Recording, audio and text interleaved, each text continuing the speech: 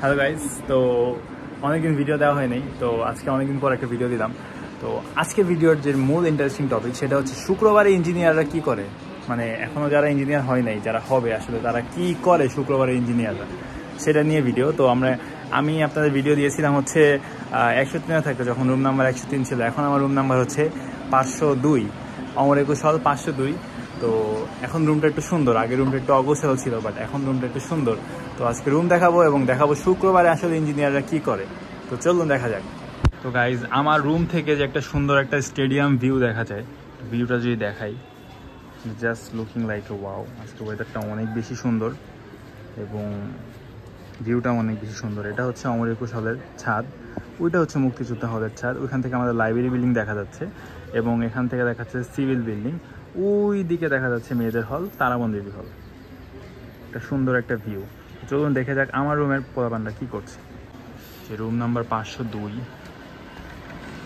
ঢুকতেই দেখা যাচ্ছে যে ক্রিকেট খেলা চলতেছে, বাংলাদেশ ভার্সেস ইন্ডিয়া ক্রিকেট খেলা চলতেছে, বিশাল খেলা চলতেছে। দেখি সামিন কি করতেছে। সামিন ইয়াসার, এই যে সামিন ইয়াসার হচ্ছে পড়ালেখা নিয়ে ব্যস্ত। কালকে সেই পড়ালেখা, কালকে সিটি পরীক্ষা, সবাই পড়ালেখা নিয়ে ব্যস্ত। বই দাগায় অবস্থা একবারে শেষ। তো চলুন গাইজ, একটু ছাদে যাওয়া যাক। ছাদে যেয়ে দেখি পরিবেশটা অনেক সুন্দর, তো একটু ছাদে যাওয়া যাক। তো আজকে একটা জিনিস নিয়ে কথা বলবো, সেটা হচ্ছে একটা কথা প্রচলিত আছে, সেটা হচ্ছে ইঞ্জিনিয়ার ছাড়া সবই হয়। একটু হালকা হালকা বৃষ্টি পড়তেছে ছাদে, তো এই কথাটা একটু ব্যাখ্যা করবো যে ইঞ্জিনিয়াররা কেন ইঞ্জিনিয়ার ছাড়া সবই হয়। ডাক্তার হয়, মানে ডাক্তার MBBS পাস করার পর সে সচরাচর একটা ডাক্তার হয়। খুব রেয়ার কেসে কয়েকজন মানুষ অন্য সেক্টরে যায়, বাট বেশিরভাগ মানুষই সচরাচর একটা ডাক্তারই হয়। হ্যাঁ, মোটামুটি যারা লয়ার আছে তারা লয়ার পাস করার পর তারা লয়ার প্র্যাকটিস করে মোটামুটি তারাও লয়ারই হয়।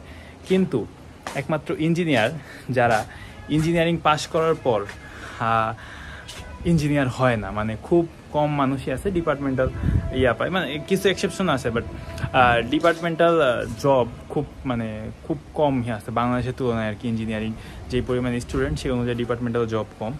এছাড়া অনেক ইঞ্জিনিয়ার হয় উদ্যোক্তা, যেমন সিএসসি যারা আছে, সিএসসি যারা পড়ে তারা হচ্ছে উদ্যোক্তা। তারা বিভিন্ন সিএসসি আসলে যারা মানে কোডিং ভালো পারে, তারা দেখা যাচ্ছে নিজেরাই একটা বিজনেস খুলে ফেলে বা নিজেরাই একটা কোম্পানি খুলে ফেলে। আর ট্রিপলি যারা আছে তারা আমার মোটামুটি দেখা যাচ্ছে যে জব সেক্টরে গেলে দেখা যায় যে এক সিটের জন্য অনেক বেশি লড়াই, অনেক বেশি কম্পিটিশন। তো দেখা যাচ্ছে যে ইঞ্জিনিয়াররা আসলে সব ইঞ্জিনিয়াররা আসলে ইঞ্জিনিয়ার হিসেবে পরিপূর্ণ পায় না। অনেক সময় তারা অনেক ইঞ্জিনিয়াররা বিসিএস ক্যাডার হয়, অনেক ইঞ্জিনিয়াররা ব্যাংকে চাকরি করে, অনেক ইঞ্জিনিয়ার টিচার হয়।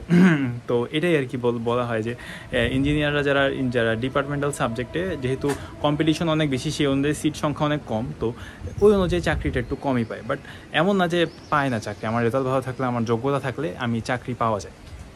তো এটাই হচ্ছে মেন কথা। আরেকটা হচ্ছে ইঞ্জিনিয়ারদের একটা সুবিধা, মানে দেখা যাচ্ছে যে আমি যদি বাংলা থেকে পাস করি অথবা ফিজিক্স থেকে পাস করি, কেমিস্ট্রি থেকে পাস করি, মানে যে পিওর সাবজেক্ট অথবা এভারেজ যে সাবজেক্টগুলো থেকে পাস করি, তাদের ইচ্ছা কী থাকে, তারা একটা বিসিএস ক্যাডার হবে অথবা টিচার হবে কোনো স্কুলের, কোনো সরকারি চাকরি, মানে সরকারি স্কুলের টিচার অথবা কোনো কলেজের টিচার হবে। তো ইঞ্জিনিয়ারদের দেখা যাচ্ছে কি তাদের ম্যাথের বেসিক এত ভালো থাকে, তাদের ইংলিশের মোটামুটি বেসিক এত ভালো থাকে, তা মানে তাদের ওই জায়গাগুলো না, মানে ইঞ্জিনিয়াররা অনায়াসে পেরে যায়। দেখা যাচ্ছে যে ইঞ্জিনিয়ারদের কাছে, যারা ইঞ্জিনিয়ারিং পড়াশোনা করে, তাদের তো একটা হিউজ ম্যাথের কনসেপ্ট লাগবে। তো তাদের দেখা যাচ্ছে যে ওই ছোটো ম্যাথ না, তাদের মানে সাইন 30 মান কত, কস 30 মান কত, ডাজন্ট ম্যাটার তাদের কাছে। তো তারা দেখা যাচ্ছে যে অনায়াসে সুন্দরভাবে সুস্থভাবে পেরে যায়। কিন্তু দেখা যাচ্ছে যারা পিওর সাবজেক্ট নিয়ে পড়ে, মানে পিওর সাবজেক্ট বলতে বাংলা, ইংলিশ, সোশ্যোলজি, তারপরে ইতিহাস, এইসব নিয়ে যারা পড়ে তারা আসলে এই জিনিসটা ওদের জন্য অনেক বেশি কঠিন। তো এই জন্যই বলতেছিলাম যে ইঞ্জিনিয়াররা আসলে ইঞ্জিনিয়ার ছাড়া সবই হয়। তো ইঞ্জিনিয়ারদের শুক্রবার কেমন হয়, তো আজকে ভিডিওর টপিক ছিল এটা, ইঞ্জিনিয়ারদের শুক্রবার কেমন হয়।